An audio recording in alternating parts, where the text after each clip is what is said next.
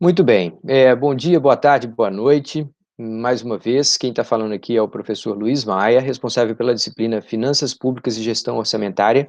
Está sendo lecionada neste final de 2020, ano da pandemia, ano de grandes desafios, aqui na Universidade Federal Rural de Pernambuco, parte do nosso mestrado profissional em Administração Pública. Eu vou pedir aos colegas que, por favor, confirmem que vocês estão vendo aí uma tela azul, escrito Finanças Públicas, Gestão Orçamentária, quinto encontro. Estamos. Muito obrigado. Então, pessoal, como eu antecipava aqui, antes de iniciar a nossa gravação, nós temos três temáticas aparentemente desconectas na nossa programação de hoje. Essa aula está sendo um pouquinho mais curta, em decorrência de alguns probleminhas que a gente teve aí para o acesso à rede nessa manhã de hoje. Mas nós temos a discussão sobre populismo e gestão fiscal, algo que merece uma consideração de todos nós, para evitarmos alguns discursos, algumas narrativas que muitas vezes são colocadas com frequência por aí. Muita gente acha que as soluções para o nosso país não vêm porque falta vontade política. Então, esse capítulo 13 aí do livro do Jean Biagi e da Ana Paula Alem, ele vem trazer justamente considerações a esse respeito. O segundo tema é o tema das PPPs, parcerias público-privadas, a gente vai falar um pouquinho delas aqui, vai tentar não ser tão prolixo, vai tentar buscar só algumas noções gerais, para que a gente entenda por que que isso está sendo pensado hoje como sendo uma possível solução para alguns dos problemas de investimento em infraestrutura que nós temos hoje. E por último, nós vamos, de passagem, mencionar um trecho do Giacomoni, no capítulo 12, que fala sobre orçamento participativo.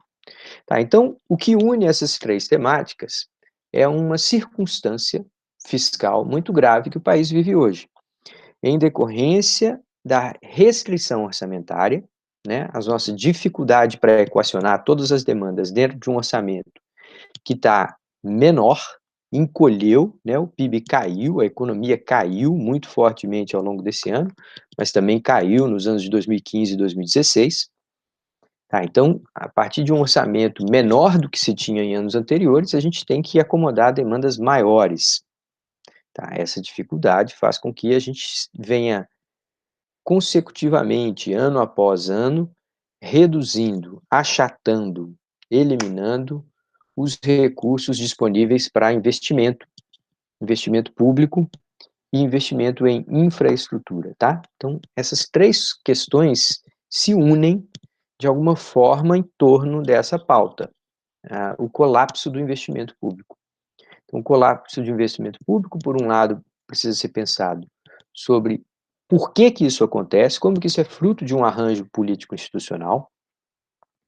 Depois ele tem que ser pensado quais seriam possíveis soluções, o que que essas soluções têm de mágica, ou o que que elas realmente podem trazer.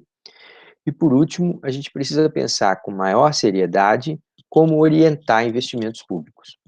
Em encontros anteriores, a gente falou sobre a necessidade de uma espécie de um sistema nacional de investimento público, uma carteira de projetos nacionais que só iam alcançar o status de capturarem ou de demandarem dotação orçamentária depois que já tivessem muito robustos, depois que já tivessem, por exemplo, com projetos bem fundamentados, que tivessem uma consistência com os investimentos recentes e os esperados no futuro, que houvesse aquela ideia de plurianualidade, né, uma espécie de um quadro de despesas de médio prazo que fizesse a consistência. Esse investimento está acabando, ele vai ter um desembolso menor a partir do ano que vem, no terceiro ano ele vai praticamente não exigir desembolso, portanto eu posso planejar os próximos investimentos a partir do ano que vem, e assim vai. Tá, então a gente chegou a falar sobre essa necessidade de uma maior racionalidade na organização dos recursos voltados para investimento em infraestrutura. Então, a gente volta a essa temática agora sobre diferentes ângulos, tá? Então, vamos começar com o capítulo 13 do livro do Jean Biagi e da Ana Paula Leem, tá? Então, ele está falando assim, olha, aqui a gente vai tirar um pouquinho a visão estritamente econômica, financeira da nossa análise. Nós vamos entender que boa parte das leis que a gente tem e boa parte dos arranjos que acabam gerando o orçamento anual, eles decorrem de um sistema complexo, um sistema de interações entre a política econômica conduzida pelo Poder Executivo e uma interação com um conjunto de forças políticas, principalmente representadas no Congresso Nacional, mas não apenas, tá? Então, se você pegar lá a agenda de um ministro da Economia, qualquer dia da semana, você vai ver que, além de falar com 2 ou 3 deputados e senadores, esse cara recebe empresários, recebe lideranças sindicais, recebem lideranças regionais, recebem bancadas estaduais, toda hora eles estão lidando com representações políticas. E, obviamente, todo mundo ninguém vai a Brasília para passear, ou pouca gente vai a Brasília para passear. A maior parte das pessoas vão para Brasília tentando fazer-se ouvir e, de alguma forma, fazer que sejam ouvidas as demandas das suas regiões ou dos seus grupos. Tá, então, dentro dessa leitura, existe uma, digamos assim, imprecisa e muitas vezes exagerada comparação entre finanças públicas e finanças domésticas. No Brasil, parece que isso virou uma espécie de um mantra. Tem gente que repete seguidas vezes que não, finanças domésticas e finanças públicas são completamente diferentes. E tem gente que fala assim, não, finanças públicas precisam ser entendidas como as finanças domésticas. Uma das pessoas que adota essa segunda postura é o próprio Mário Sérgio, que eu entrevistei lá naquele vídeo que eu coloquei para vocês. Tá? O Mário Sérgio aqui, o gerente de política econômica da CNI, que participou da nossa série lá, Diálogos do Profiap. Tá, então, o que ele dizia ali? Ele falava, olha, Luiz, para sintetizar o quadro fiscal no Brasil, você tem que pensar como vive uma família. Olha, no final das contas, é o endividamento que descreve o que está acontecendo. Se as pessoas estão gastando mais do que arrecadam, se elas estão vivendo além das suas possibilidades, de tempos em tempos aquilo vai se manifestar na forma de crescimento da dívida, a despesa com juros vai ficando cada vez maior, pode comprometer parcelas cada vez maior da renda corrente, e chega uma hora que a pessoa colapsa, né? Então, a trajetória do endividamento, de alguma forma, acaba sendo a síntese da solvência fiscal, do equilíbrio ou desequilíbrio fiscal daquela unidade. Então, existe uma lógica nesse raciocínio e eu acho que ele tem que ser respeitado. Mas existem outras pessoas que dizem assim, não, peraí, as finanças públicas não são como as finanças domésticas. As finanças públicas, elas têm características muito particulares. Primeiro, porque, diferentemente de uma dona de casa, de um dono de casa, no caso das finanças públicas, o orçamento não é, estritamente falando, limitado. Ah, como assim, professor? O governo pode fazer dinheiro? Sim, ele poderia, em tese, imprimir moeda. Não, mas aí você sabe, o Brasil tem uma história longa de inflação, de populismo na base da impressão de moeda. Sim, mas perceba que a chave que distingue as finanças domésticas das finanças públicas é o fato que, diferentemente do caso de uma dona de casa ou de um dono de casa, as finanças públicas, a credibilidade e a formação de expectativas em relação ao futuro é que determina a restrição orçamentária de um país. No caso de uma pessoa, de uma família, ela pode ter a credibilidade que for do mundo. Ela vai chegar no banco, o banco não pode não emprestar dinheiro para ela se ela não tiver como demonstrar aquilo na forma de uma garantia. Se você não tem uma garantia para tirar o seu empréstimo, não adianta. Ah, eu acho que você é uma pessoa super respeitável, super séria, mas não. Se você não tem uma garantia física, acabou, não vou te emprestar dinheiro. No caso das finanças públicas, essa credibilidade, essa confiança no público permita uma trajetória de endividamento, permita que as dívidas tenham prazos mais longos e tenham juros mais baixos. Então, a chave para distinguir entre finanças domésticas e finanças públicas, entendendo que existe aí certa semelhança, é a questão da credibilidade, tá? No caso das finanças pessoais, domésticas, familiares, a credibilidade não tem um papel tão preponderante como no caso das finanças públicas. Tá, e aí os autores falam um pouquinho sobre ciclo político e o perfil das finanças públicas. Gente, o ciclo político tradicional, que eles chamam de tradicional, é basicamente aquilo que a gente já viu algumas vezes, talvez mais marcadamente no governo Lula, né? A gente teve, logo no início do governo, um governo que era ansiosamente aguardado por fatias enormes da população, historicamente excluídas, esperavam a ascensão do Partido dos Trabalhadores à presidência para fazer transferência de recursos, inclusão social, para fazer aquilo que, supostamente, sempre faltou vontade política para se fazer. E, no entanto, o governo Lula passou os primeiros 3 anos num arroxo que era de fazer inveja a qualquer ortodoxo. O nível de superávit primário, ou seja, o saldo positivo, quando a gente só conta despesas correntes e recursos correntes, né, que a gente não leva em conta as despesas financeiras, chamadas primárias, né, despesas primárias e receitas primárias. Então, a gente teve superávites primários recordes, né, por 2, 3 anos seguidos. A gente teve suspensão de concurso público, a gente teve ações muito tímidas na área das transferências, né? Tinha lá uma espécie de um programa chamado Fome Zero, que nunca decolou, nunca teve uma grande projeção, e iniciou-se ali um movimento que era até interessante da esquerda, do ponto de vista de um partido de esquerda, que era apoiar os programas de transferência de renda. No passado, historicamente, os partidos de esquerda sempre negaram essa possibilidade, sempre foram contra essa possibilidade, considerando que aquilo era uma forma de esmola, que era uma forma de retirar a integridade das famílias ao entregar dinheiro na mão delas, que o Estado precisava era oferecer serviços públicos, políticas públicas robustas. E, a partir daquele momento, com o chamado pragmatismo, né, do presidente Lula, a esquerda abraçou a ideia de fazer transferências monetárias, financeiras para as famílias, fez lá a consolidação de vários programas anteriormente, ampliou o volume de recursos e criou lá o Bolsa Família, que depois veio a se tornar um grande sucesso, teve um efeito muito positivo em reduzir a pobreza extrema.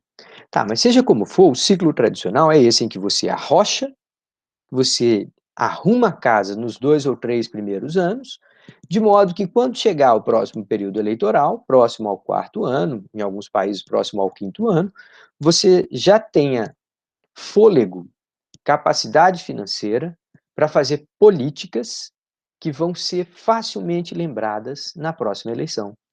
Então, a sustentabilidade de um projeto político dependeria de chegar no ciclo eleitoral com a possibilidade real de alargamento das políticas públicas, de ampliação do acesso aos serviços públicos, de criação de programas com impacto social, de modo a validar aquilo que tinha sido prometido na eleição anterior e prometer algo mais nas próximas eleições e, com isso, sustentar um projeto político, tá?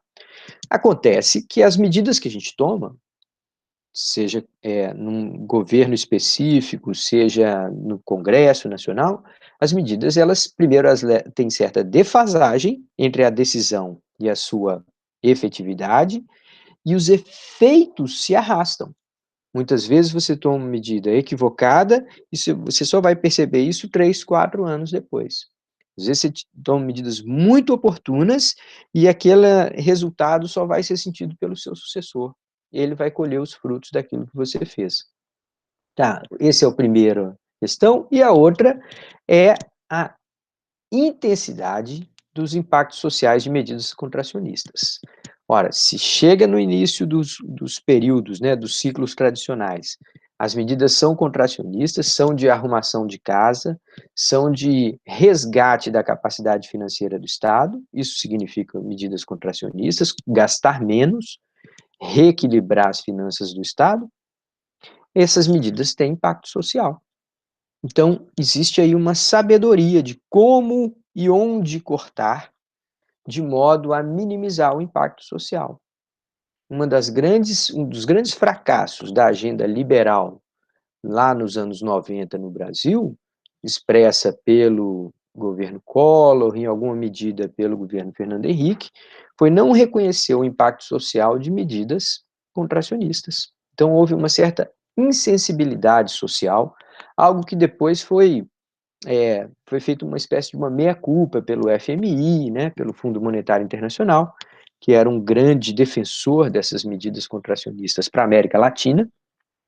Então, percebeu-se que um governo perdia sustentação política se ele não tivesse essa sabedoria em como equilibrar e calibrar melhor as medidas contracionistas, tendo em vista seus impactos sociais.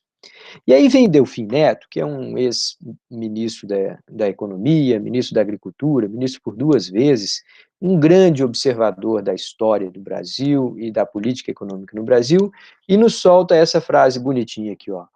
Os programas que visam a produzir equilíbrio fiscal só dão certo em regimes de crescimento. Opa, mas espera aí. Será que eu não preciso de uma certa solvência fiscal para crescer? Então fica aquela história de o biscoito vende mais porque ele é fresquinho, ou ele é fresquinho porque ele vende mais. Então, ao dizer isso aqui, o que Delfim está sendo é, de certa forma, um pouco cínico de dizer assim, olha, se você tomar medidas contracionistas que impedem o crescimento, o custo em termos de recessão, desemprego, pode se transformar em algo insustentável. Então, para resgatar equilíbrio fiscal, é preciso que haja, ao mesmo tempo, uma contenção de gastos e, por um lado, uma criação de um ambiente favorável ao gasto privado. Então, é preciso que haja uma substituição de gasto público em favor de gasto privado. Essa talvez seja a grande chamada, a grande solução para tudo isso que a gente está falando. Se tem investimento público e aquele investimento público espanta investimento privado, você tem uma substituição de recursos. Continua com recursos escassos.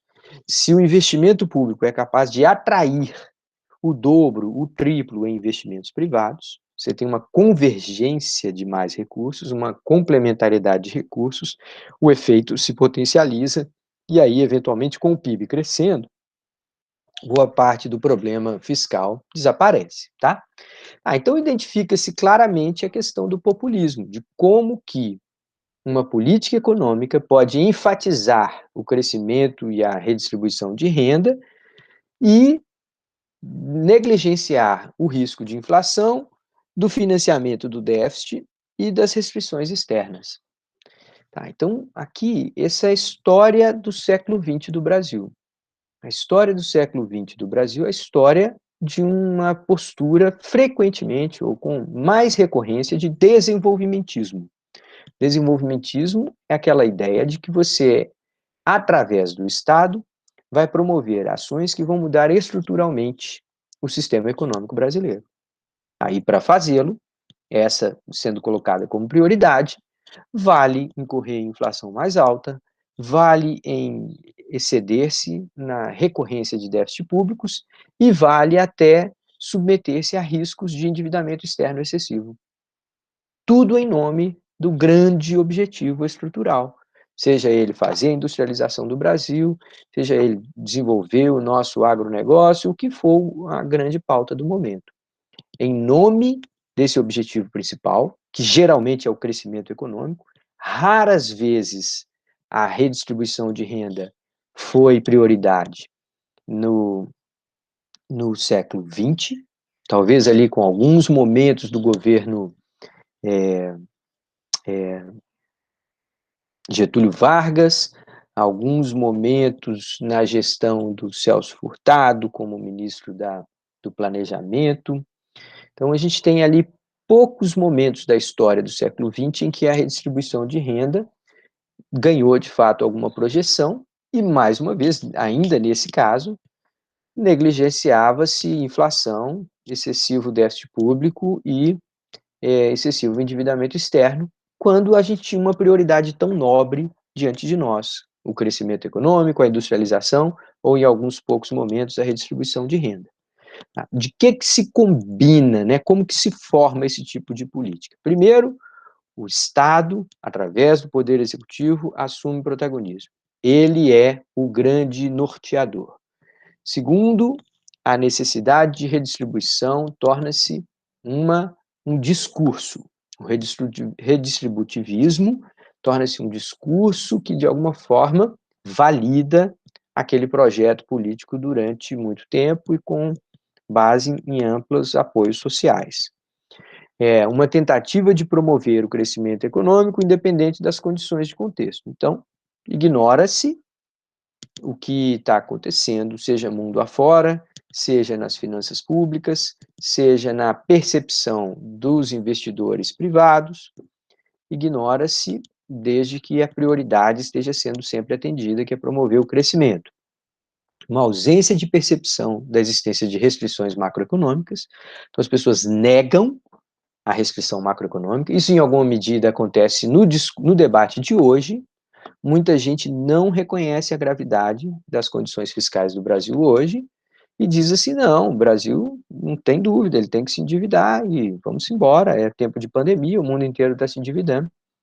Tá, então, é verdade que o mundo inteiro está se endividando, mas isso não significa que o Brasil tenha a mesma capacidade de se endividar que outros países. Tá, e a negação das consequências negativas decorrentes de déficits fiscais.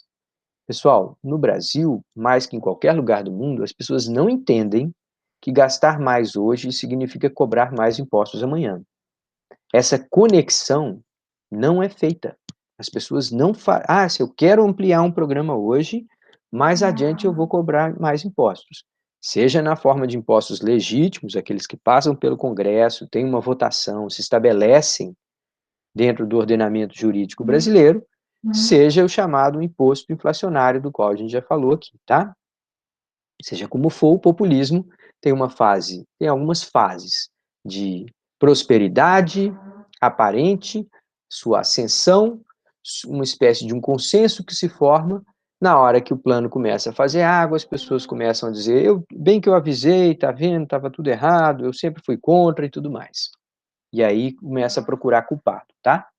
Seja como for, mais cedo ou mais tarde, com populismo macroeconômico ou não, mais cedo ou mais tarde a gente vai lidar com esse quadro aqui. Agora vamos dar uma olhada nesse quadro aqui, gente, para a gente tentar, de alguma forma, identificar algumas coisas que a gente já discutiu aqui. A gente já falou, por exemplo, sobre a política de pessoal do setor público no Brasil.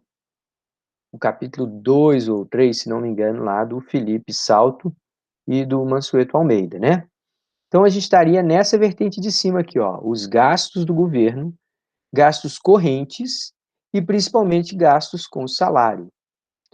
Gente, aqui tem salário, mas os outros aqui, a gente tem também os gastos com inativos, com pensionistas, com aposentados do INSS, tá? Então, a gente tem uma predominância de gastos voltados para salários e benefícios da Previdência Social. Então, essa vertente de gasto aqui, ela não só é muito grande, comparada com o total do orçamento no Brasil, como ela é crescente e, de alguma forma, quase inevitável. A gente tem um modelo de estabilidade no setor público que permite que mesmo servidores pouco comprometidos com o serviço público, sem o perfil de serviço público, que não tem em si como atitude, afinidade, proximidade pessoal o serviço público. As pessoas buscam passar no concurso para adquirir apenas a estabilidade. Elas não querem servir ao público, elas querem ter um salário relativamente mais alto do que o que se paga para as mesmas funções do serviço privado, estável, e que a chance de ser demitido é praticamente zero. Menos de 0,5% de um servidor que acaba sendo demitido ao longo de sua carreira. Tá. Se esse volume de gastos aqui é o que mais cresce, e é o que se considera quase inevitável, esse outro aqui, ó, os gastos com investimento, são aqueles que estão sendo esmagados. Então, aqui, gente, está a nossa grande batalha. Nós temos a prioridade, como eu enunciei para vocês como uma espécie de uma tese, né? Não é uma verdade absoluta, é uma tese sujeita a falseamento, né? É a tese de que a prioridade número 1 do orçamento da União é pagar salários para desempenhar as funções mais nobres que tem. Não significa que a gente está gastando recursos para alcançar as missões, os objetivos mais nobres. Significa que a gente está gastando recursos para empregar nos meios pelos quais se persegue esses objetivos nobres. Então, a ideia dos meios e dos fins tem uma grande diferença aí, né? A gente gasta muito para tentar fazer políticas públicas na forma de salários, tá? E a gente gasta cada vez menos com investimento. Então, o fato de que ano após ano o investimento público vai se reduzindo, mais uma vez, nos chama a atenção para o fato de que a nossa infraestrutura física vem sendo depreciada. E eu vou chamar a atenção daqui a pouquinho para um conceito de externalidade positiva e de que isso significa, tá? Mas eu vou trazer isso daqui a pouco, tá? Vamos só olhar aqui do outro lado do quadro. Se a gente tem o aspecto dos gastos aqui, o quadro geral, como eu acabei de escrever, vamos dar uma descrição do quadro geral aqui do lado da receita, né? Tá, então a gente tem tributos diretos e indiretos. A gente sabe que no Brasil a maior parte da tributação é indireta. As maiores fontes de recursos para o Estado são tributação sobre bens e serviços, cuja demanda é inelástica. Eita, começou a falar economia, eu não entendi nada aí. Que diabo é isso de demanda inelástica? É assim, quando o preço sobe, as pessoas ainda assim pagam. Isso acontece com telefonia, isso acontece com energia elétrica, isso acontece com alimentos, isso acontece com energia, de maneira geral, incluído combustíveis e tal. Então, a gente mete tributo sobre a gasolina e se achou ruim, então não anda de carro, se vire. Ora, o preço que for da gasolina, você não vai deixar de rodar com o seu carro, você vai ter que parar de comprar outras coisas, mas você não vai deixar você rodar com o seu carro. Você não vai deixar de ter que fazer os mesmos deslocamentos todo dia para ir para o trabalho, quando você ia para o trabalho, né? Agora nós estamos em 2020, tudo é diferente. Tá, então, a ênfase, mais de 60%, se não me engano, é em torno de 63% da tributação no Brasil é formada de tributos indiretos, tá? Que incidem principalmente sobre bens, mas também sobre serviços. E a gente tem a tributação direta, que é aquela parte da tributação que é capaz de ser progressiva. Em outras palavras, que ela pode ser calibrada conforme a capacidade contributiva da entidade ou da pessoa. Então, são tributos sobre a renda e sobre o patrimônio. Gente, os tributos sobre o patrimônio são difíceis de arrecadar, tá? É difícil argumentar que você não está confiscando o patrimônio. Seja como for, o Brasil também tem uma tributação sobre o patrimônio que é extraordinariamente pequena. Mas aqui o mundo inteiro sabe que é difícil tributar patrimônio, é difícil de encontrar validade jurídica, social em tributar patrimônio. Resta-nos tributar a renda. A tributação sobre pessoa física e pessoa jurídica no Brasil se dá na forma de tributação sobre a renda. Para a pessoa física, a gente tem, pagando imposto de renda por ano, algo em torno de 30 milhões de pessoas. Nós somos uma população de 210 milhões de pessoas e cerca de torno de 30 milhões de pessoas, 30 de 210, pagam imposto de renda todo ano. Então, é uma parcela muito pequena da população que faz o ajuste de declaração de imposto de renda uma vez por ano. Depois vocês procurem no Google lá para você ver quantas declarações de ajuste do imposto de renda são entregues anualmente para a Receita. Fica ali na casa dos 30, se chega a 30 milhões de pessoas, tá? A pessoa jurídica, a tributação da renda sobre pessoa jurídica, aqui a gente tem uma grande bagunça. A gente tem imposto sobre lucro presumido, imposto sobre lucro real, a gente tem regimes diferenciados, como imposto simples, a gente tem uma série de possibilidades. De maneira geral, a mensagem que passa é ali. Se você tem uma empresa, é melhor que você não cresça, porque quanto mais você crescer, você paga imposto. Essa é a mensagem que o nosso sistema dá. Então, na medida que sua empresa cresce, você vai tendo menos prerrogativas de escapar do imposto, e com isso você acaba desestimulando a prosperidade. É mais fácil a pessoa ter 3 CNPJs e registrar o seu faturamento em diferentes unidades, infelizmente isso ainda acontece, do que ela ter uma empresa próspera que de fato está crescendo, tá? Tá, só para concluir, a gente tem aqui subsídios e transferências, que de alguma forma é ainda mais próximo da discussão sobre ajuste fiscal. Por quê? Porque no Brasil nós temos anualmente algo em torno de 300 a 350 bilhões de reais só de renúncias fiscais, de gastos tributários. Então, eu renuncio o direito, o Estado renuncia o direito de arrecadar tributos sobre este ou aquele setor, sobre esta ou aquela transação. Tá, então com esse quadro geral que a gente acabou de descrever, entra da questão do Jean Piaget e além, eles propõem a ideia de governance. Só que se a gente for traduzir esse termo governance para governança no Brasil, a expressão governança no Brasil tem muito mais a ver com a integridade da decisão de algum líder organizacional, seja um presidente de empresa, seja um corpo de diretoria. Tá, então, melhor traduzir governança como governabilidade. Vamos ver se isso bate com a nossa descrição, tá? O poder de um governo efetivamente fazer valer as suas políticas. Então, quando a gente estava no final do governo da Dilma, pouco antes do impeachment, muitas pessoas diziam assim: a presidente Dilma já não dispõe mais de governabilidade. O que queria dizer com isso, gente? Queria dizer que ela propunha lá um ajuste fiscal e ninguém levava a sério. Então, o ministro Levi vinha lá para a televisão falar: olha, nós vamos cortar isso, nós vamos cortar aquilo, nós vamos cortar aquele outro. As pessoas davam risada.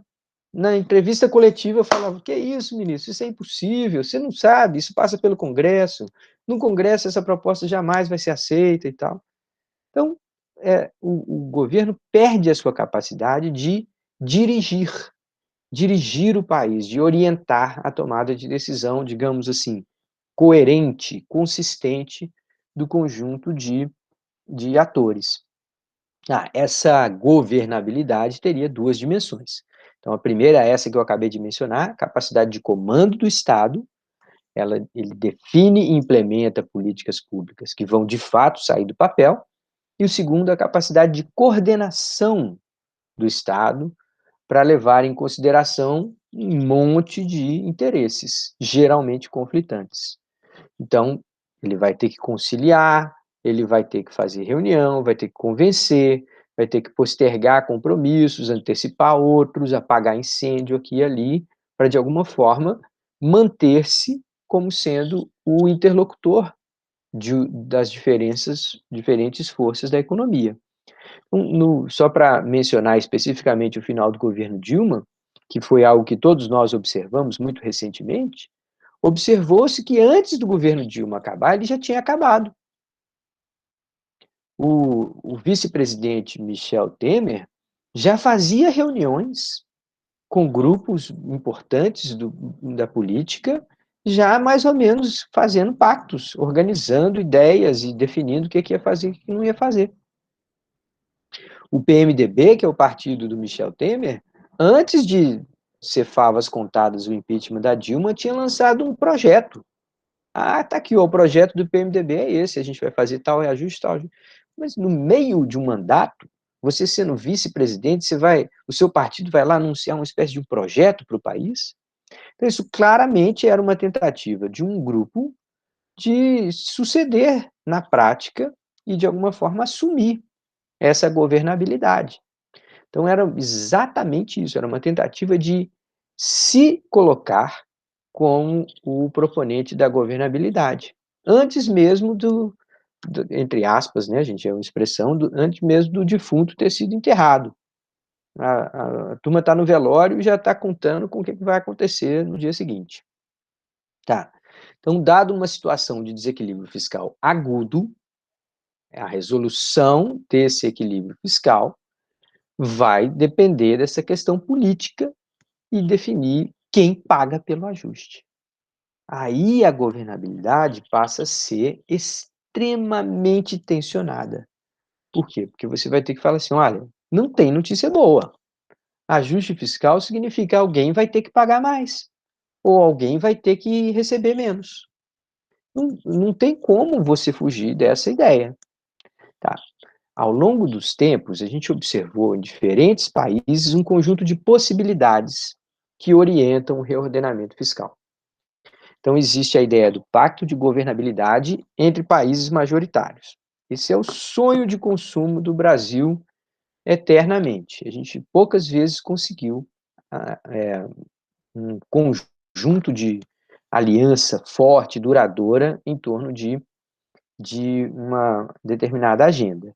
O que a gente tem é os partidos, de maneira oportunista, se filiando às mais diferentes lideranças, conforme seja o interesse do momento. Então, um comportamento oportunista nessa formação de pactos que são muito rápidos, são muito frágeis e são desfeitos semanalmente. Tá? E aí, de alguma forma, eles acabam sendo caros, do ponto de vista da negociação no Congresso, e eles acabam sendo muitas vezes ilegítimos, né, na ideia de pactos que são formados em paralelo à legalidade, né? Favorecer certos grupos, atender interesses escusos, ajudar a ocupar a máquina pública para, em última instância, fazer captura de agências e tudo mais. O segundo é o chamado entendimento nacional. Gente, olha só, esse daqui é aquela circunstância em que o país está tão lascado, em que as pessoas preferem colocar de lado as suas diferenças para tentar fazer alguma coisa. Aí você deve me dizer assim, poxa, Luiz, mas parece que a gente está numa situação como essa. A gente vive uma situação que é frequentemente comparada de guerras, é frequentemente comparada à calamidade pública. A gente tem uma calamidade pública quando a gente pensa em 180 mil pessoas morrendo. De fato, então, existe, sob esse aspecto, tá, gente? Eu não estou celebrando de maneira alguma a desgraça da pandemia no Brasil, mas existe, sob esse aspecto, uma janela de oportunidade, sim. Era possível que uma liderança habilidosa fosse capaz de chamar as diferentes lideranças de oposição, falar assim, olha, nós precisamos concordar em alguma coisa aqui, nós precisamos ver qual parte da reforma tributária que é consensual, nós precisamos ver qual parte da reforma administrativa que é consensual. A gente precisa, de alguma forma, entender que, afinal de contas, estamos na beira do precipício, tá? Então, esse segundo caso aqui é a beira do precipício. No Brasil, funcionou quando a gente esteve muito próximo da hiperinflação. Pausa, parênteses. Gente, a hiperinflação geralmente é descrita quando você tem uma inflação acima de 50% ao mês. O Brasil já teve isso. E não necessariamente teve uma hiperinflação. Então, vamos ser um pouco mais cuidadosos aqui, tá? Se a gente for ser muito preciso no que o Brasil vivenciou, a gente teve uma espécie de superinflação, mas não uma hiperinflação. Luiz, tomato ou tomato, você está falando a mesma coisa para a gente. Vou tentar descrever a distinção entre essas duas coisas, tá? A hiperinflação faz com que você perca todas as funções da moeda. A moeda deixa de ser meio de troca, deixa de ser reserva de valor, deixa de ser unidade de conta. Então, a hiperinflação é quando as pessoas abandonam uma moeda. O Brasil nunca teve isso.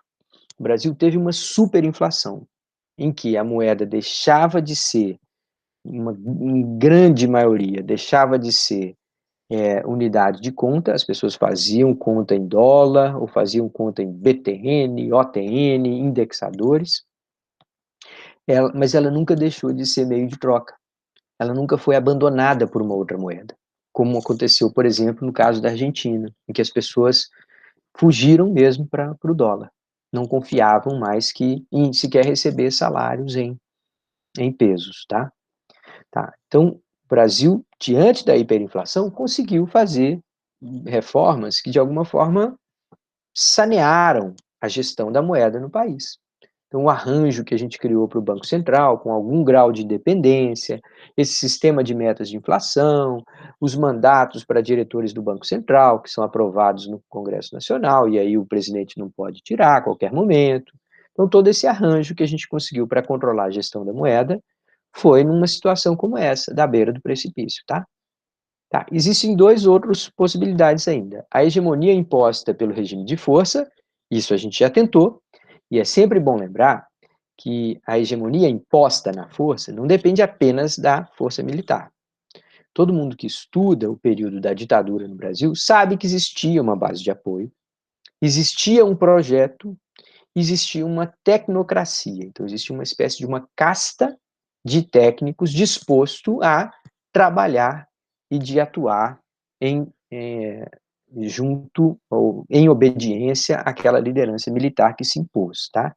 Então, uma ditadura, ela precisa de alguma forma se sustentar. Então, se você pegar, por exemplo, hoje a ditadura lá do Maduro, lá na Venezuela, você vai ver que existe uma base de apoio, existe um projeto. Eles têm, mesmo que seja um projeto insustentável, um projeto que está levando o país ao colapso, mas existem. Não é apenas a força militar, tá? E por último, a chamada hegemonia clássica. O que é a hegemonia clássica? Gente, esse é o sonho de qualquer país. A hegemonia clássica é quando, depois de décadas de mudança muito lenta, certos princípios passam a ser universais. Certos princípios passam a ser consensuais, independente de ser posição ou ser oposição. Então, quando o jogo passa a ocorrer em campos delimitados e que a disputa não invadirá certas regiões consideradas ali intocadas, aí a gente tem a possibilidade de hegemonias clássicas, que, nesse caso, a alternância de poder não viola alguns dos pilares, ou não ameaça alguns dos pilares da estabilidade. Tá? Então, essa é a possibilidade que países envolvidos alcançaram, e alcançaram depois de errar muito. Né? Se você pegar a história da Europa, você vai ver projetos militares, projetos ditatoriais, você vai ver tentativas de entendimento nacional diante de calamidades públicas, você vai ver pactos de governabilidade. Tá? Então, hoje, quando você vê uma Alemanha, né, representado pela Angela Merkel, defendendo uma política fiscal da União Europeia, ou seja, um volume grande de recursos a ser aplicado no conjunto das economias, de modo até alguma forma equilibrar a diferença de produtividade, de vigor da economia alemã com a economia italiana, espanhola, portuguesa. Quando você vê esse tipo de mudança, você fala assim, bom, aqui está se formando uma hegemonia nesse sentido, em que certos princípios passam a ser maiores, passam a ser consensualizados, independente de você ser de direita, de esquerda, da Alemanha ou da Espanha. Tá? Então, esse é o tipo de hegemonia que começa a se formar ali. Mas a questão permanece. Seja lá qual for o tipo de arranjo, quem paga? Quanto paga? Ora, o Jean Biagi e a Allen foram lá e fizeram um levantamento médio de como que estão as despesas, chamada o orçamento de custeio e capital do Poder Executivo. Vamos lá, onde é que eu posso cortar? 42% dos gastos são com o Ministério da Saúde, 13% dos gastos de desenvolvimento social, 13% Ministério da Educação, outros ministérios todinhos, 30% dos gastos. Então, o que se vê é que não há muito espaço para corte. Não há uma resposta fácil para o ajuste fiscal. Tudo que você vai cortar vai encontrar um discurso muito bem preparado, apontando como que é absurdo você cortar, como que é inacreditável. Então, outro dia as pessoas estavam discutindo na imprensa a eliminação da isenção de impostos sobre a venda de livros. E aí a turma batendo lá e falando, olha aí, esse governo quer liberar imposto para arma e adicionar imposto sobre livro, que país é esse e tal, indignadas com isso. Ora, gente, eu considero um absurdo, de fato, reduzir imposto sobre armas, mas se a gente pensar bem, eliminar imposto sobre livro também não está ajudando. A gente já fez isso, ou faz isso há décadas, e, no entanto, a população brasileira lê pouco. Os beneficiários dessa política são pessoas de classe média alta. Então, a gente precisa avaliar essas políticas, né? Elas não têm um mérito além daquele que aponta os números, a realidade específica que a gente observa. Tá, seja como for, depois de discutir isso tudo, o Jean Piaget fala assim: o que observa-se hoje é uma paralisia. Há décadas o Brasil não consegue resolver o problema da solvência fiscal. A gente tem 3 regras fiscais, como disse lá o Mário Sérgio, né? A gente tem a, a regra de ouro, que diz que você não pode se endividar a mais daquilo que você gasta com investimento, porque se você fizer, é como se você estivesse endividando para a despesa corrente, que não vai voltar, né, na forma de outros retornos econômicos ou sociais. A gente tem o teto dos gastos, que diz que você não pode reajustar a despesa em determinadas instâncias do poder público acima daquilo que seja o aumento da inflação. Então, seria uma espécie de limite ao crescimento. Não é redução de gastos, tá? É limite ao crescimento dos gastos. E a gente tem a terceira, que são as metas de superávit, que são estabelecidas anualmente lá na lei orçamentária. Tá, então a gente já tem 3 regras fiscais e, no entanto, a gente não consegue resolver o problema da solvência fiscal. Aí vem o diagnóstico que os autores trazem para esse problema. A vantagem esperada com todo um rearranjo político-institucional que trouxesse solvência fiscal é menor do que o prejuízo individual conhecido por cada um que vai ter que abrir mão de um benefício fiscal ou tributário. Então, as pessoas têm uma incerteza sobre um ganho geral, sei lá o que vai significar para o meu setor a estabilidade de preços, sei lá o que vai significar para o meu setor o crescimento, a volta do crescimento em bases de 2,5%, 3,5% ao ano. Essa expectativa, que é duvidosa, que é incerta, ela parece distante e parece menor do que o custo de me mover agora. O exemplo clássico disso eu tive a oportunidade de observar, eu acho que eu até já mencionei aqui, no diálogo com lideranças do setor de saúde. Então, o setor de saúde está se colocando frontalmente contrário à reforma tributária e ele argumenta da seguinte forma: criar um IVA, né, um imposto sobre valor agregado, que tenha a mesma alíquota para todos os setores, vai significar um aumento na carga sobre os serviços de saúde, que pode ser entre 10% e 20%. Então, imagine todos os nossos gastos com saúde tendo um reajuste de 10% a 20%.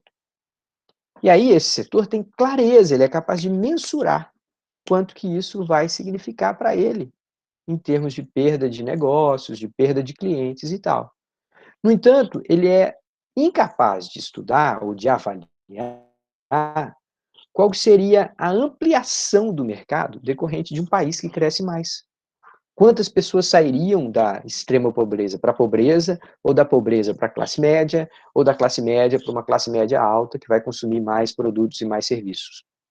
Tá? Então, esse efeito, essa vantagem esperada de uma solvência fiscal com estabilidade de preços e com crescimento mais estável no longo prazo, ele é um sonho. O prejuízo, eu sei calcular e ele está aqui na minha frente. Tá? Então, quando eu tenho o certo pelo duvidoso, ninguém vai trocar. Ninguém vai trocar o certo pelo duvidoso. Quando a gente observa esse raciocínio, o Jean Piaget e Alain, eles argumentam que, portanto, não se trata de falta de força ou de vontade política, mas de uma ausência de incentivos. Os grupos que atuam a favor de si mesmo não vão atuar contra os outros. Então, é um aspecto do grande pacto pela mediocridade. Um grande pacto, assim, eu não vou mexer no teu, você não mexe no meu, e a gente discute o que poderia ser a melhoria. dentro dessa linha, gente, surgem aquelas soluções mágicas assim. Basta acabar com a corrupção que todos os problemas se resolvem. Então, essas ilusões, elas são totalmente infundadas. Elas não encontram respaldo em nenhum número, nenhuma estimativa do volume de corrupção no Brasil seria capaz de nos autorizar a afirmativas como essa, de que basta interromper a safadeza que sobraria dinheiro para tudo. No entanto, esse é o discurso mais fácil de fazer. Por quê? Porque parece que o inimigo é alguém moralmente condenável, que não deveria estar recebendo recursos públicos e que, portanto, dali não haveria dúvida que se deve tirar recursos, tá? Tá, o que agrava essa situação de paralisia? Primeiro, é a fragmentação na representação no parlamento. Então, você está vendo aí os eleitos em 2014, olha o Congresso que a Dilma teve que negociar e que acabou sendo empichada, tá? O seu partido era o que tinha maior representação, 13,6%. Em seguida, o PMDB, que já tinha saltado do barco, já tinha feito acordo para ser oposição. Depois, PSDB, PSD, que é uma espécie de genérico do PMDB, surgido depois. Um monte de genéricos do PMDB que surgiram em seguida. Tem aqueles partidos socialistas, mas não tão socialistas, como é o caso do PSB, e tem uma série de outros partidos aqui, cada um com uma participação muito pequena no total das bancadas. Então, a gente tem a fragmentação partidária. Isso faz com que seja difícil construir alianças. Tá? É difícil construir alianças quando você tem tantos interlocutores. Por outro lado, a gente tem também a fragmentação e a distribuição das bancadas regionais. Gente, aqui eu editei a tabela, tá? A tabela 13.2 que estava lá no livro, eu tirei as representações por estado. Então, aqui está dizendo estado, mas eu deixei só as regiões, tá? O único estado que eu deixei aqui como destaque é o estado de São Paulo. E vocês vão entender por quê dentro de alguns minutos, tá? Então, o que a gente vê? Que estados do Norte e do Nordeste, Norte, Nordeste e Centro-Oeste, têm representação na Câmara dos Deputados maiores do que a participação da sua população no total do país. Tá? E esse número é especialmente gritante no caso da região norte. Ele detém 8,5% da população, mas tem 13,6% da participação. Tá? Então, há uma super representatividade dos estados do norte. O Nordeste nem tanto, está bem próximo aqui, ó, 27,7%, 28,7%. Do Centro-Oeste também nem tanto. A grande discrepância está mesmo na representação dos estados do Norte. Professor, Alguém abriu o microfone aí para comentar, por favor? Giovanni, então, Diga eu lá. estava fazendo uma análise, vendo algumas coisas sobre a eleição americana, né? Uhum. E fazendo um paralelo com esse sistema de representação brasileiro, né? A gente vê que o Norte é um estado beneficiado, né? Assim, em relação à representação parlamentar. Uhum. Nos Estados Unidos, essa representação parlamentar, ela é bem muito assim, muito próxima da participação populacional no bolo populacional geral. Mas esses estados que se chamam swing states, que uma hora está mais democrata e outra mais republicano, eles naturalmente, esses estados, eles não teriam tanta força no cenário político americano. Eles só têm essa força porque ora eles são democratas e ora eles são republicanos. E isso precisa ser muito bem pesado pelos postulantes ao cargo de presidente dos Estados Unidos, né? Então, o Wisconsin, por exemplo, é um estado bem, assim, digamos, fora do eixo econômico dos Estados Unidos e é um estado extremamente disputado. Então, ele passa a ter, assim, uma importância no cenário político exatamente por isso. Porque ora a eleição tende para um lado, ora para o outro. Eu me recordo muito do caso do Amapá, né? A gente teve um presidente da República, a partir do momento que o estado do Amapá saiu de ser Distrito Federal para ser um estado da federação, o então presidente da República, José Sarney, ele foi lá para o estado do Amapá, pela proximidade com o estado do Maranhão, e foi ser candidato a senador. E isso fez com que o ex-presidente José Sarney, ele tivesse uma representação no Senado e no Congresso muito forte, porque ele não representava apenas um Estado, ele estava representando 2 estados. Chegou um momento que o senador José Sarney era senador e a filha dele também senadora, né? Então, são algumas distorções políticas do Brasil e também distorções políticas que eu vejo também nos Estados Unidos, de acordo com essa regra do sistema de representatividade. Não, muito interessante seus comentários. Agora, perceba que aqui, no caso dos Estados Unidos, o que é surpreendente é que lá não há fragmentação alguma na representação partidária. Você tem 45% dos votos com democratas, 47% dos votos com republicanos, às vezes varia quem está com 47%, quem está com 45%, e você tem menos de 10% dos votos com todos os outros independentes, com todos os outros partidos, representações que se possa imaginar. Então, lá existe o caso oposto de uma concentração na representação partidária, no parlamento, e aí sim, essa diferença que você mencionou, né? Agora, também tem uma dinâmica de eleição presidencial que é muito particular. Aquela ideia de que o vencedor de um estado leva todos os delegados daquele estado é bizarra. Então, imagine, você tem um dos candidatos teve 52% dos votos, o outro teve 48%, e aquele estado tem direito a 20 votos, na hora que um ganhou, aquele cara leva os 20 votos, em vez de dividir 11 para 9, alguma coisa parecida. Então, essa distribuição de, de delegados por estado, inclusive, faz com que estados como Nebraska, outros estados de população pequena, um voto naquele estado vale 2,5 vezes, 3 vezes mais do que um voto no estado de Nova York ou da Califórnia, que são estados muito populosos. Então, existe uma série de desequilíbrios também na representatividade lá. Mas eu acho que o que caracteriza aquele ambiente é o nosso oposto em termos de representação partidária, que ali são apenas 2 partidos. Então, essa ideia de bipartidarismo, que é duradoura, já vem né, centenas de anos, essa é algo que destoa do cenário político mundial. Não tem muitos países em que isso acontece, né? Tá, mas a questão do José Sarney, eu tenho total convergência com a sua análise. O José Sarney, ele conseguiu um grau de influência de poder político, de concentração de poder político, que é admirável. Ele é, de fato, pode-se dizer assim, um câncer maligno. É um câncer profundamente capaz de se espalhar e de tomar conta e de dominar e de conduzir, de se colocar na liderança da agenda que ele quiser.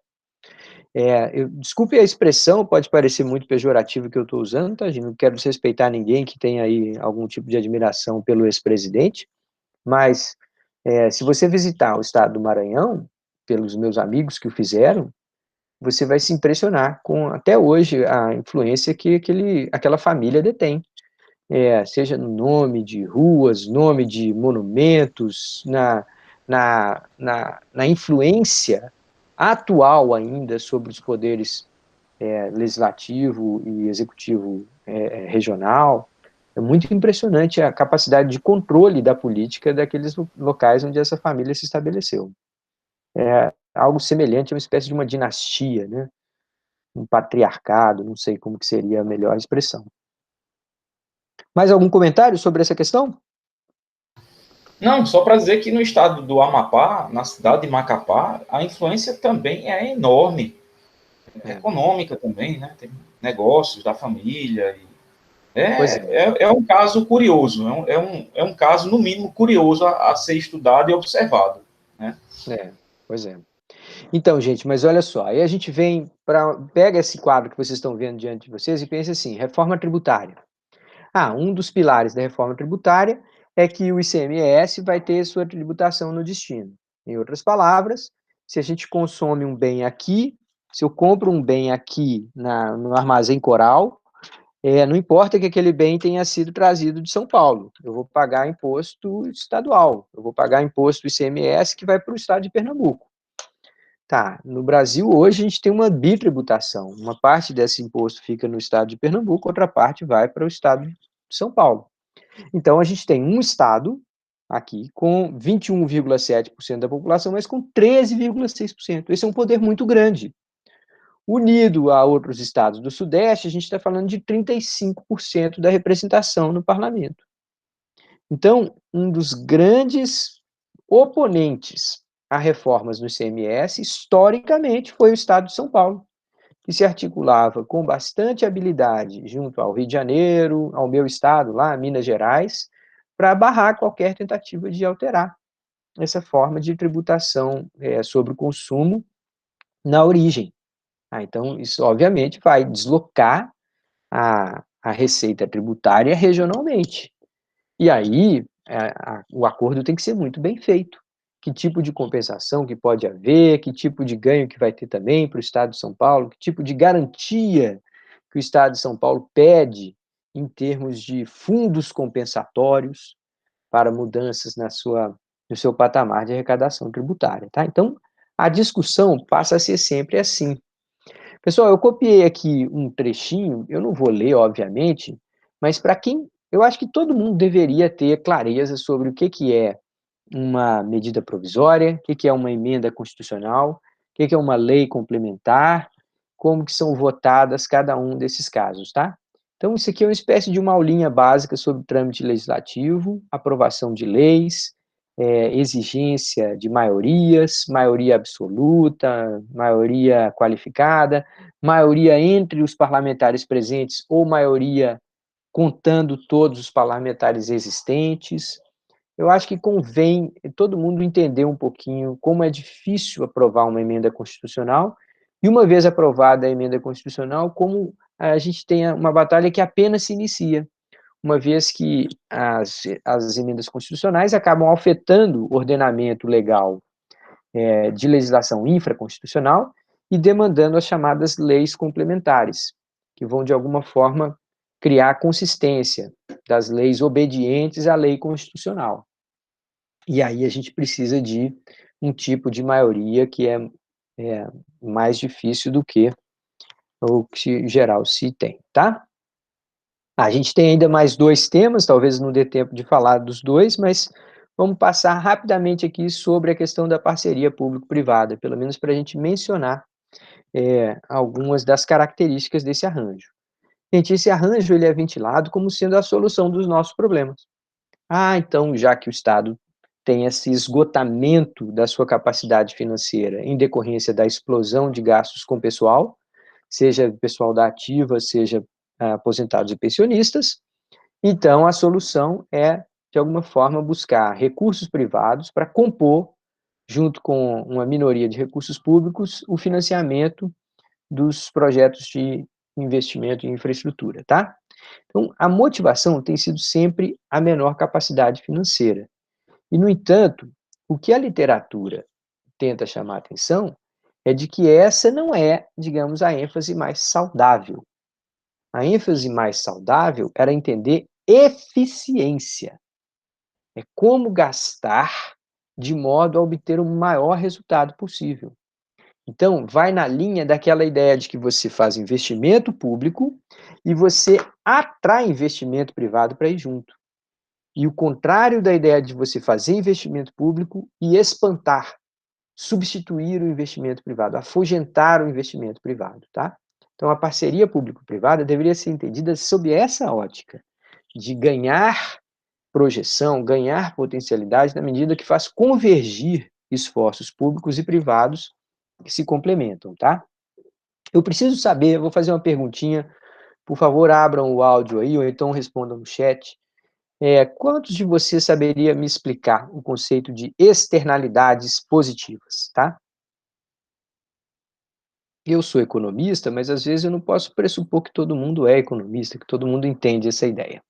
O que são externalidades positivas? Quem saberia me explicar?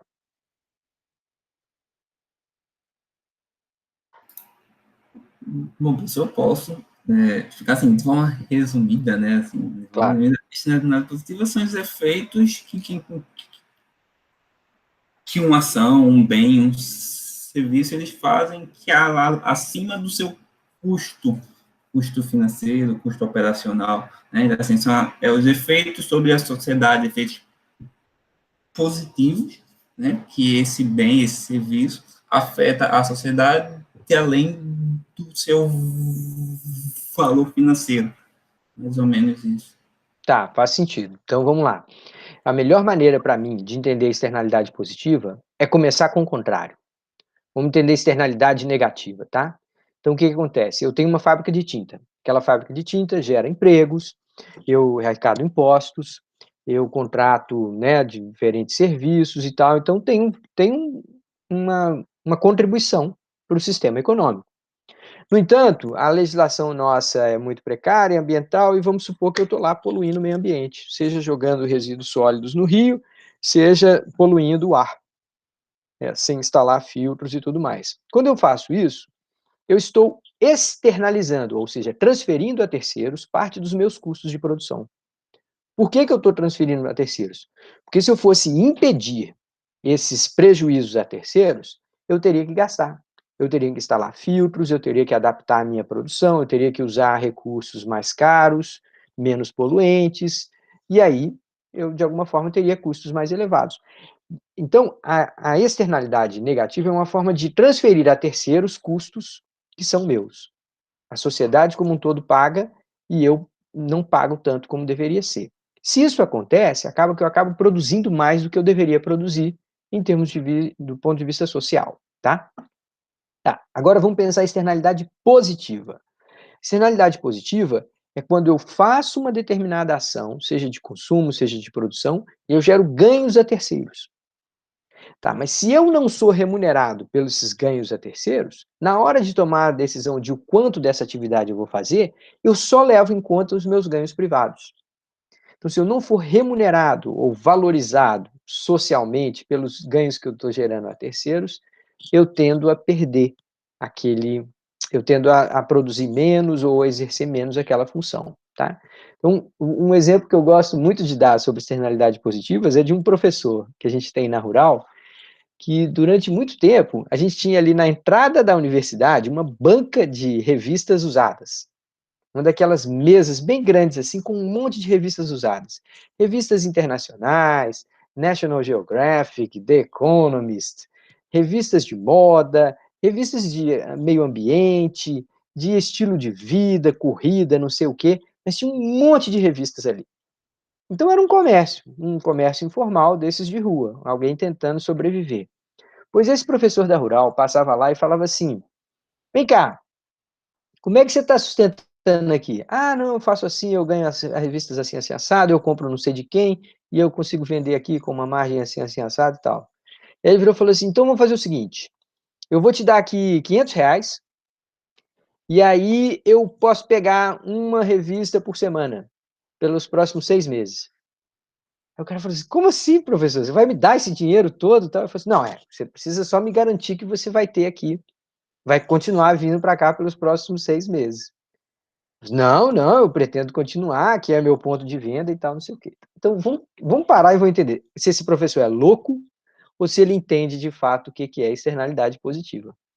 Então, ele virou e falou assim: olha, ter esse recurso aqui, para mim, vale mais do que o que eu pago.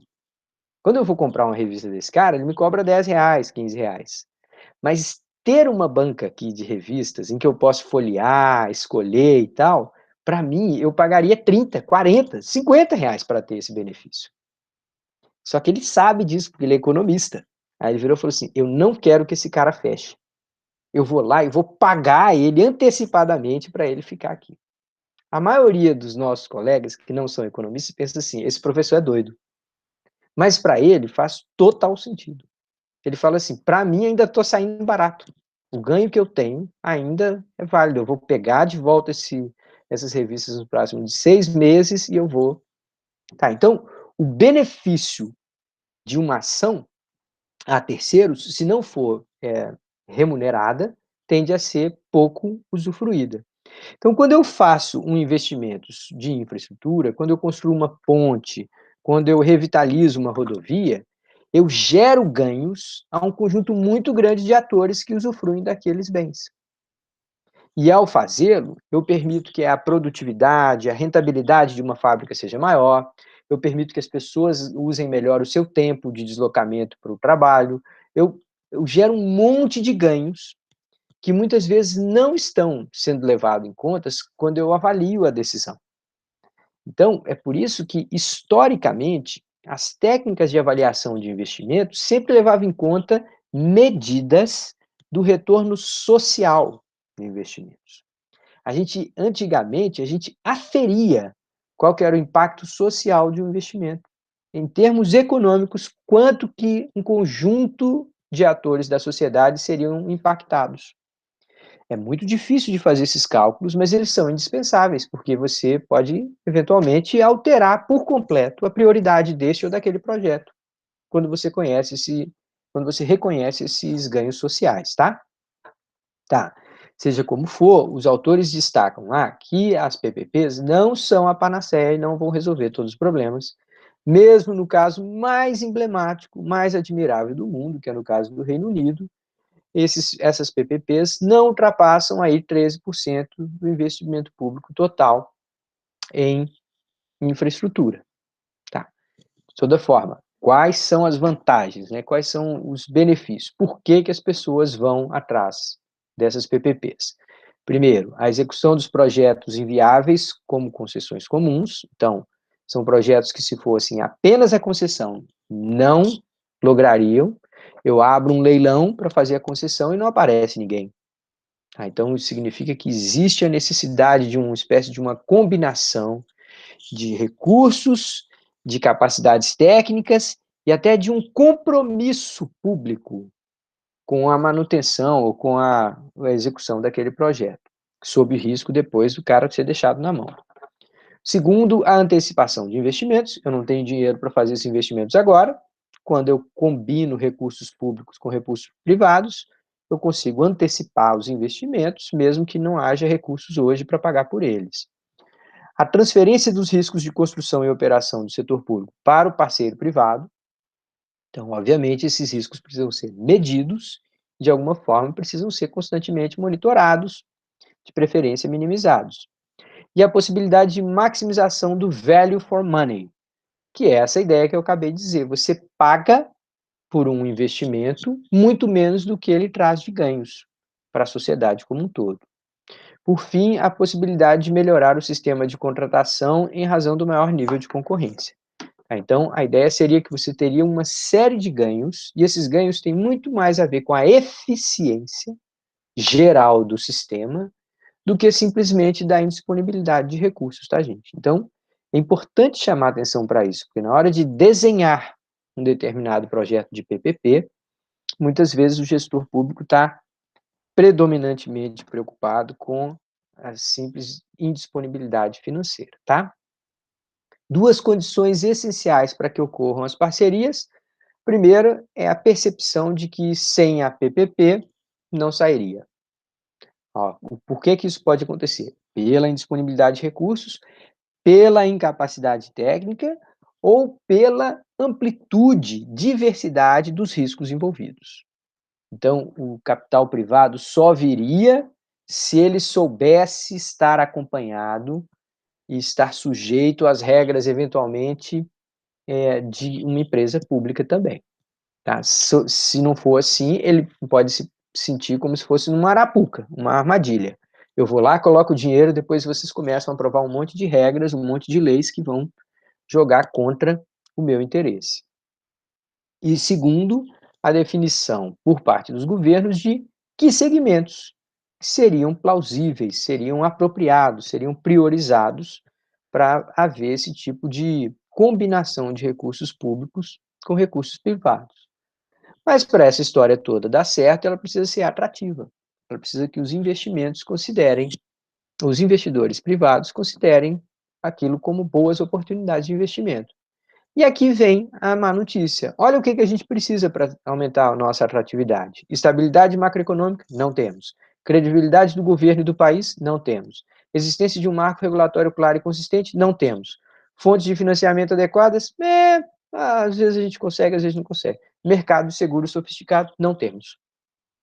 Tá, então, é uma solução que depende de a gente construir essas condições de atratividade e, de alguma forma, de se estabilizar, mantê-las.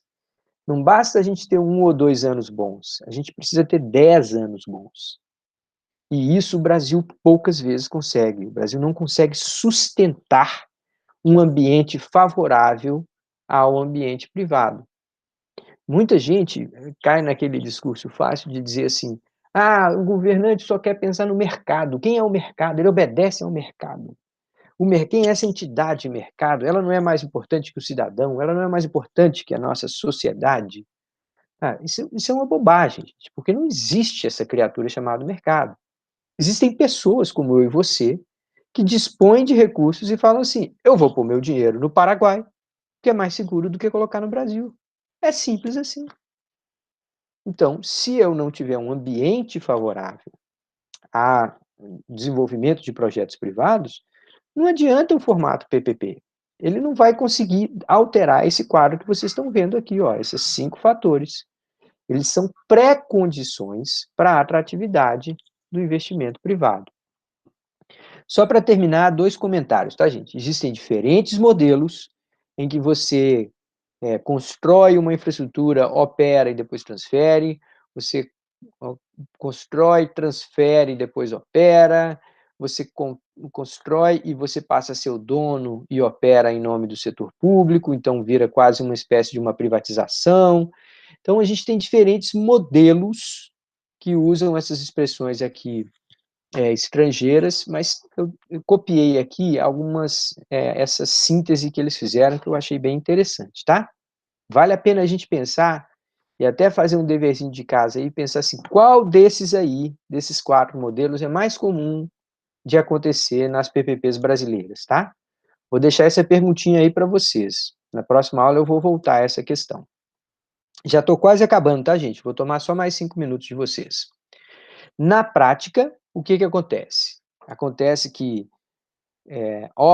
projetos públicos tradicionais que não têm uma grande geração de receita são conduzidos na forma de contratação de obras públicas. O governo vai lá, paga, faz licitação e faz um projeto público contratado junto ao setor privado.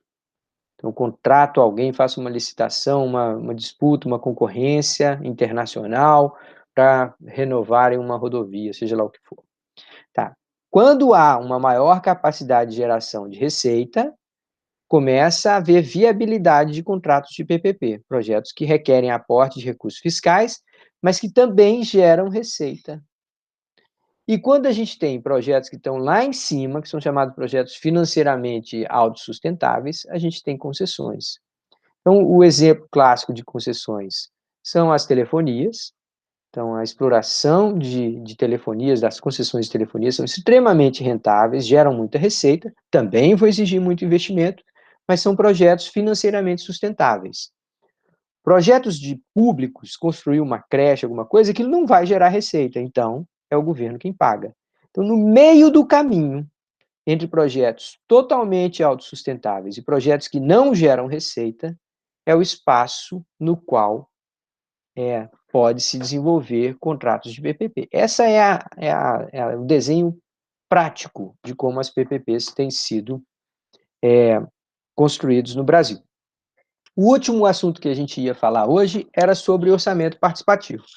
Mas como nós tivemos essa série de contratempos e tivemos que começar a aula um pouco mais tarde, eu vou deixar essa temática para a gente resgatar no nosso próximo encontro.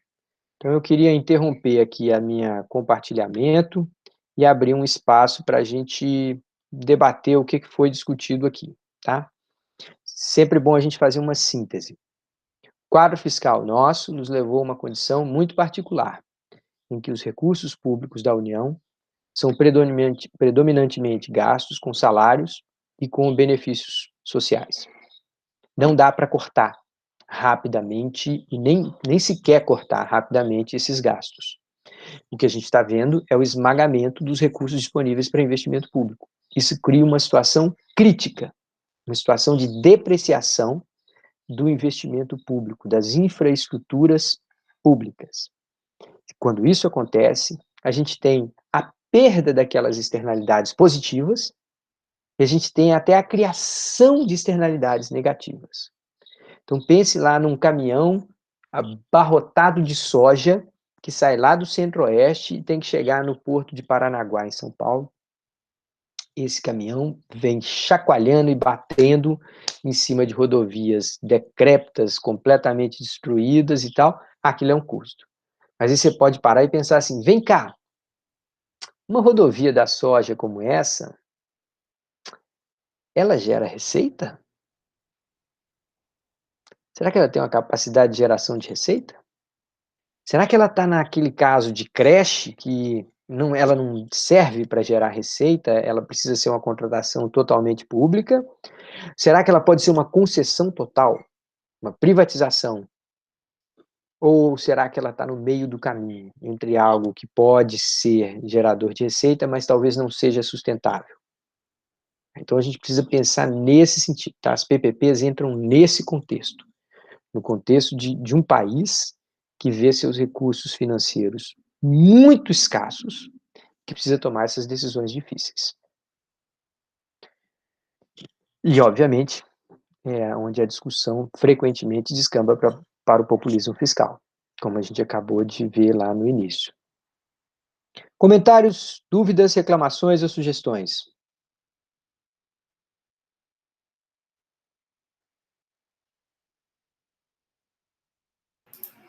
Não, professor, eu acho que só sobre as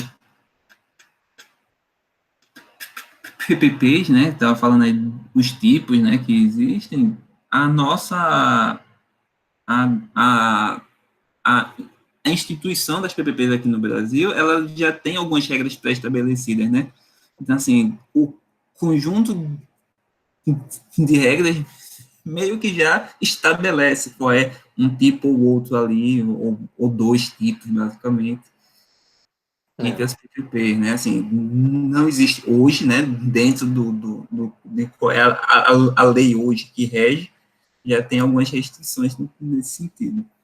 Acho que era só... Legal, mas então o meu dever de casa para vocês permanece. Eu quero que vocês, no próximo encontro, me digam assim, professor, se a gente for usar aquela tipologia internacional lá, a nossa legislação nos empurra para esses dois modelos aqui, ó, BOT, BOO, seja lá qual for, tá? E aí me dê exemplos. Fala assim, ó, pega, por exemplo, o Porto de Paranaguá, ali é uma parceria público-privada, assim, assim, assim. Ah, não, agora pega aqui não sei aonde, a rodovia de não sei da onde, enfim. Então, quero ouvi-los tentar traduzindo essas classificações internacionais na prática nacional e queria ouvir exemplos, tá, gente? Eu preciso que a gente vá atrás de exemplos e faça, de alguma forma, assim, algum tipo de estudo de caso. Queria deixar essa tarefa com vocês aí de fazer uma pesquisinha, passar uns 20 minutinhos no Google, lendo sobre projetos de PPPs que deram certo, outros que ainda estão aí lutando para se viabilizar, e me trazer essas configurações aí, essas reflexões no próximo encontro. Bem, vou fazer uma pergunta para vocês, já que vocês estão tão caladinhos assim. Vocês acham que o que nós estamos discutindo aqui não é finanças públicas? Tem alguém acha que nós estamos saindo do debate de finanças públicas? Tá, ótimo, porque eu queria ter certeza de que vocês viam isso. Nós estamos discutindo os pontos, os fatores principais que configuram a nossa questão pública, a nossa questão financeira, fiscal. Tá? Se a gente passar a vida inteira estudando o livro do Giacomoni, a gente não entende nada do que está acontecendo. É preciso que a gente vá para esse tipo de discussão, fale sobre poder, fale sobre configuração político-partidária, fale sobre a leitura política da execução orçamentária, fale sobre formação de alianças, fale sobre essas legislações que, de alguma forma, significam contratos, formas de contrato do setor público com o setor privado, e que vão ter impacto direto na realidade financeira dessas entidades. Alguém ia comentar alguma coisa? Não, eu ia comentar. Assim, a gente tem um teto de gastos, mais de 90% está comprometido, né, com despesas obrigatórias. Aí sobraria uns 10% para investimento público, o que não é muita coisa. Aí você vai para o setor privado para fazer uma parceria privada, tem todas essas condições aí, que agora o senhor mesmo mostrou. Também no momento atual não estamos atendendo essas condições. Qual seria a solução? Quebrar o piso ou quebrar o teto? Pois é, essa é a pergunta de $1 milhão. Eu acho que a solução vai passar por sinais claros de compromisso com um longo prazo. Então, é preciso que a gente fale assim, olha, eu estou fortalecendo o meu compromisso com 2023, 24 e 25, e eu estou ganhando um grau de liberdade maior em 2021. Se a gente não fizer esse tipo de coisa, dizer assim, de alguma forma sinalizar que esse esforço todo de rede de proteção social é passageiro, é temporário, e de alguma forma a gente usar a inteligência para fazer com que esse recurso tenha um impacto máximo, a gente corre risco de, ao ser pegos mal preparados, né, nessa crise, a gente acabar entrando numa espiral que pode nos levar de volta aos anos 80. Tá? Então, assim, se vocês pegarem as condições financeiras, fiscais, que o Brasil se deparou no momento da crise financeira internacional em 2007, eram muito boas. O governo Lula tinha feito o dever de casa, a dívida brasileira estava em queda, superávites primários sistemáticos, a gente estava num ambiente muito favorável para ser impactado por uma crise. No caso da pandemia, não. No caso da pandemia, a gente estava numa espécie, a gente tinha colocado até a perder o chamado tripé macroeconômico, a ideia de que a gente tinha um arcabouço sólido de robustez da economia, né? E aí, quando chegou a crise, a gente está tendo que gastar 10%, 12% do PIB num ano atípico, é óbvio, e ninguém é contra que se faça isso, mas a gente não estava preparado. A gente, dessa vez, foi pego em uma situação muito complicada. Então, a ideia é, eu acho, né, a minha visão aqui particular, a solução é reforçar compromissos com longo prazo e reconhecer que o ambiente atual é de calamidade pública. Eu só acho que talvez dar auxílio emergencial não seja a melhor forma de gerar emprego e renda local.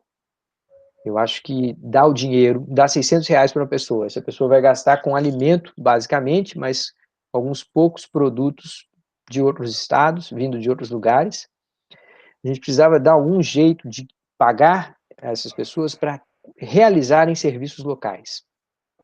Então, aquelas ideias de banco comunitário, de moeda social, circulação local da renda. Eu acho que a gente precisa reler, mesmo economistas mais ortodoxos, mais conservadores, precisam aprender um pouco mais.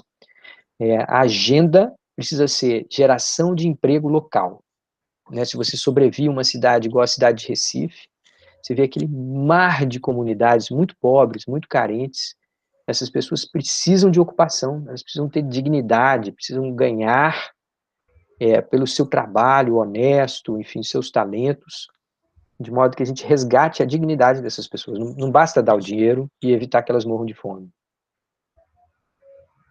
E que também só fica nisso, né? Você dá o dinheiro e não investe em políticas de saúde, educação, porque todos gastam prometendo isso e nunca fazem, né? Fica mais no assistencialismo. Pois é, agora eu tenho uma certa expectativa positiva em relação ao saneamento. O saneamento básico, ele é um modelo que pode ser gerador de receita, então ele pode ser PPP, principalmente cidades médias.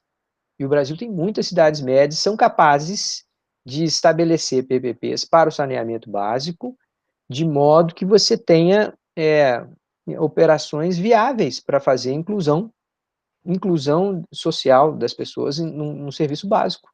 Um serviço que todo mundo sabe que cada real gasto economiza R$5, R$6 em saúde. Então, assim, uma cidade como Caruaru, Petrolina, essas cidades aqui da região metropolitana de Recife, várias delas teriam potencial para não ficar sujeita apenas à Compesa. Então, há aí sim uma possibilidade de geração de recursos e de, obviamente, né, de pensar na eficiência do uso desses recursos. Pelo menos me parece que o ministro da Infraestrutura é bastante competente para esse ponto. Né? Está sendo bem positivo. Não, ele tem uma imagem positiva, né? Mas dentro de um governo muito complexo, né, cara? Um governo em que não vou dizer para vocês tudo que eu penso sobre o Bolsonaro, mesmo porque eu acho que não caberia aqui, eu acabaria usando palavras inapropriadas, mas é um governo muito desequilibrado, né?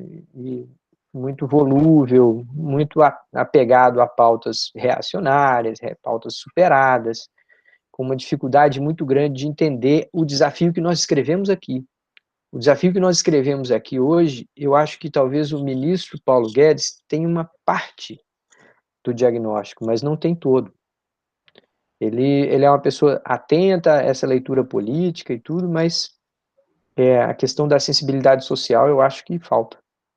E eu conheço membros da equipe dele, eu conheço pessoas que estão trabalhando lá na Secretaria de Política Econômica, e eu acho que falta, sim, sensibilidade social.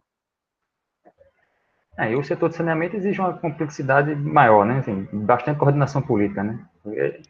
São ambientes subnacionais, os estados estão.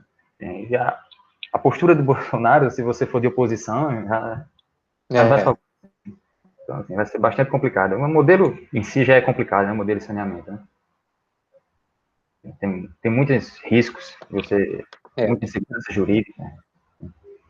E a discussão é contaminada, né, cara? A discussão ela não consegue ser uma discussão técnica ou, assim, com uma racionalidade política. Ela descamba logo para rótulo, para taxar, você é liberal, você é conservador, você é comunista e tal, e o discurso fica muito pouco inteligente. Exato. Muito bem, senhoras e senhores, vamos encerrar por aqui, então? Eu estourei aqui 15 minutos, peço desculpas. Hoje foi um dia excepcional, né? A gente teve a dificuldade de começar mais cedo, mas garanto para vocês que aí dentro de 24, 48 horas esse vídeo vai estar disponível lá na nossa plataforma, assim como sempre algum material adicional, alguma dica, alguma sugestão sobre o nosso último encontro do ano, que vai acontecer na próxima terça-feira, tá bom? Eu vou ver se a gente dedica também um tempinho na próxima terça-feira para falar mais das questões que vocês vêm colocando, mostrar alguns exemplos, e eu vou até colocar no AVA, nessa semana agora, vou colocar a questão que foi de finanças públicas que apareceu no Enem. Vou colocar lá a pergunta e vou colocar as orientações que foram dadas pelos professores para qual seria a resposta ideal para aquela pergunta. Então, teve uma pergunta de finanças públicas, basicamente, escrever a receita pública, é um assunto que ainda está na nossa pauta por vir, mas eu vou colocar lá para vocês terem uma ideia de como que está sendo as perguntas, ou como que se espera que sejam as perguntas do... Eu falei Enem? Desculpa, é ENQ. Do ENQ, do Exame Nacional de Qualificação. Tá ok? Legal, gente, muito obrigado, desculpem aí, valeu pela paciência, vou despedir de todos por aqui, e a gente se fala ou pelo WhatsApp, ou pelo AVA, ou por contatos pessoais. Um abraço, tchau, tchau.